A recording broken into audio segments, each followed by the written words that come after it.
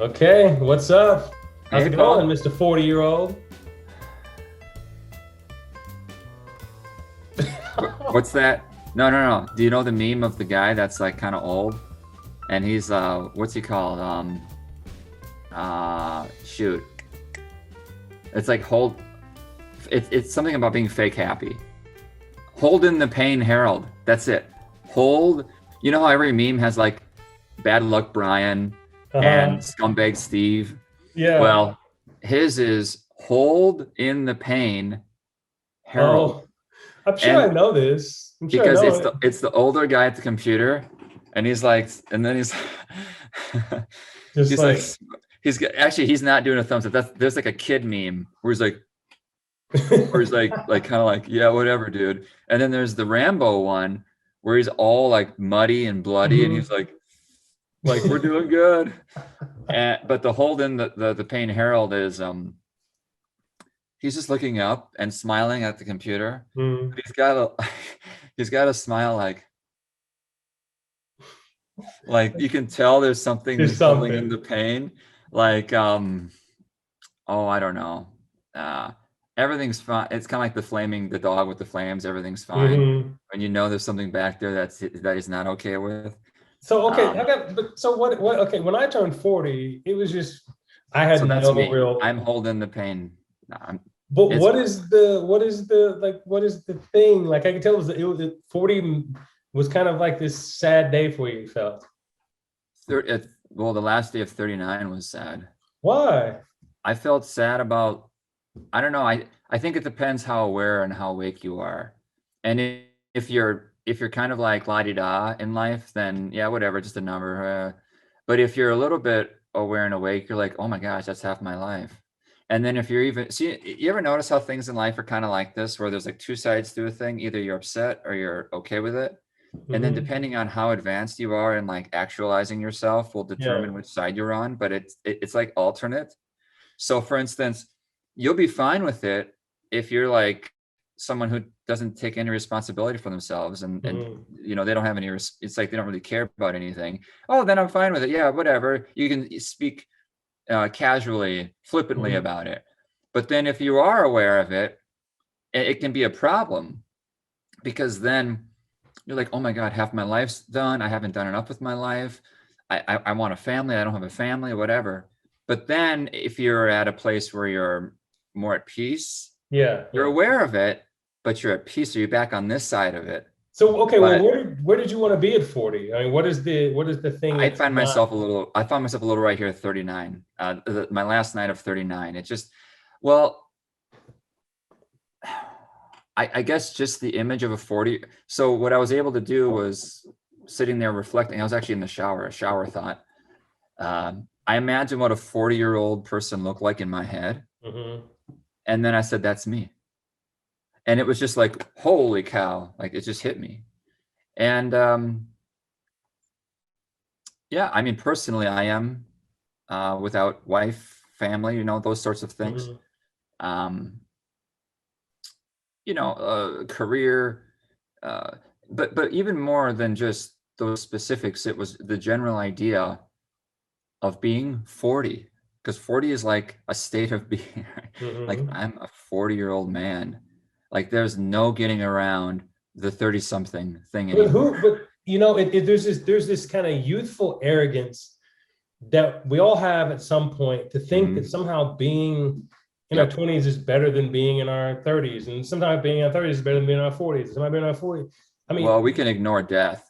I think that's a big well, part no, of it. but the thing is, death is coming for us regardless. So I know, age but is we don't think about it when we're young. We age just is don't think irrelevant about in it. a weird way. Like getting older prepares us for death. Now, It if we're does. in our 30s and we die, it's an odd, weird. It just doesn't feel right. But if we're Right. 87, then yeah, it's just time. So death isn't real. Death becomes less of an issue the older we get. You I get know. what you're saying, but my belief is that we don't think about death at all. We don't have it in the back of our heads when we're Mm. younger. We just don't think about our mortality. And then to start doing that is sobering, and like, oh, the party's going to end. But so you're basically saying that, half your life is over, but that means you have 40 more, like you're looking at the grave from a 40-year distance. Mhm. That should be almost comforting. It's like, well, I got at least another 40, 45 years, if all goes well. If all goes well. That's a lot of life. Well, to have half your life gone is a huge amount. And I never thought half my life was gone until the 4-0 came around for whatever reason. I knew it was probably about half done when I was 38, 39, but it didn't. Look, the idea of laying there dying, I know this is like crazy to talk about, but there's a lot of fear in that for me. And 40 was a milestone that got me to face it. Like it's gonna happen. And I always knew it was gonna No, I happen. know. Obviously, The I don't know. acceptance. But now I felt it was imminent. Not, I shouldn't say imminent. That means like it's around the corner. A I certainty. mean, it's a certainty. Yeah, like it will happen. I will die. And that's the gravity of that, which is a key to freedom, frankly. But before I can get there, I have to face it and overcome it. And I haven't yet. I've been pretty good at ignoring that, which is what, being a 30-something male, I think can allow me to do. But now there's no, right? It's 40. Like that's a different thing. And even though it's another day, I'm just a week into being 40, not even. It it still passes that. And now when someone asks how old I am, and there's just, even though there's a social weight to it, which is like a construct, whatever. I mean, whether it's 35 or 40 or 45, I mean, at some point you have to face the music and, or at least begin to consider it, because it's like, at some point you have to drive home from the party. And frankly, realizing that, acknowledging that earlier on is better, so you can have a better time in the meantime, knowing it's going to end, and also plan so that when you do, you're not drunk or something for when you have to go. I don't know how that analogy plays out exactly, but yeah. You know what? Look. Yeah, it was a rude awakening. That was my Facebook status. 40 is a wake-up call. If we're all lucky, we all get to have a whole lot of different chapters in our lives. And a nice reminder of me, or for me, is my little mug here, my Golden Girls mug, right?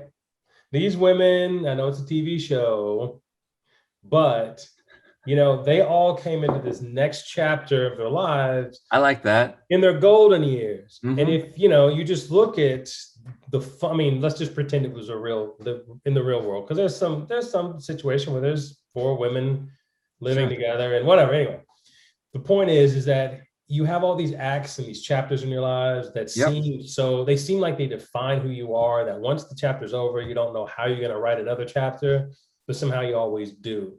And sometimes the best chapters, think about a book, the best chapter usually comes at the end. You know what I mean? Everything's building. Yeah, I hope so. So I always think, I am one of those kind of people who just I don't put too much pressure on social norms or social expectations, I guess that's it. And that's probably why I'm 44. I've been forgetting my age lately. I think I'm still 44.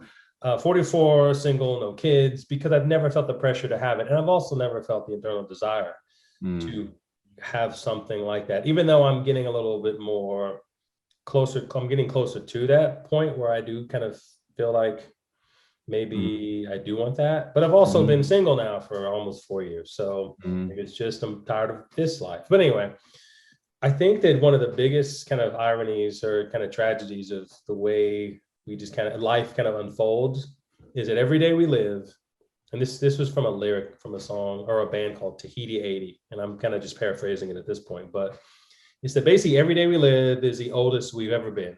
Yeah. So we inherently always feel old because we have no perspective to what 60 or 70 feels like.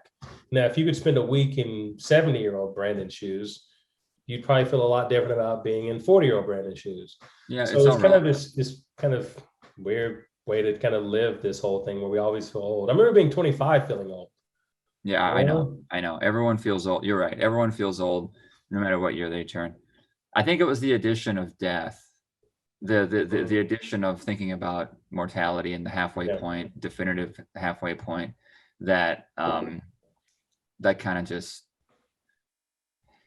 That said, I'm very optimistic things will get better. Like because the past 20 years of my adult life, every year I think has been better than the last. I was Right. gonna I wouldn't say, want to relive my 20s as much as I wish I could go back and do that. Like, oh man, I would do this differently or that. mhm. Um, I wouldn't be now back, me back then. That would be great if I could get into a time machine and keep my mind, but Yeah. not the way You it actually, works. I thought about that and I've had these discussions. I think going back to my 20s, I'd be miserable because I just have to hang out with a bunch of dumb 20-year-olds, you know? I mean, Oh, I 20-year-olds, see. I mean, what kind of conversation are you going to have with some 22-year-old friend? Hey, You know careful. what I We got some mean? smart 22-year-olds as That, subscribers. yeah.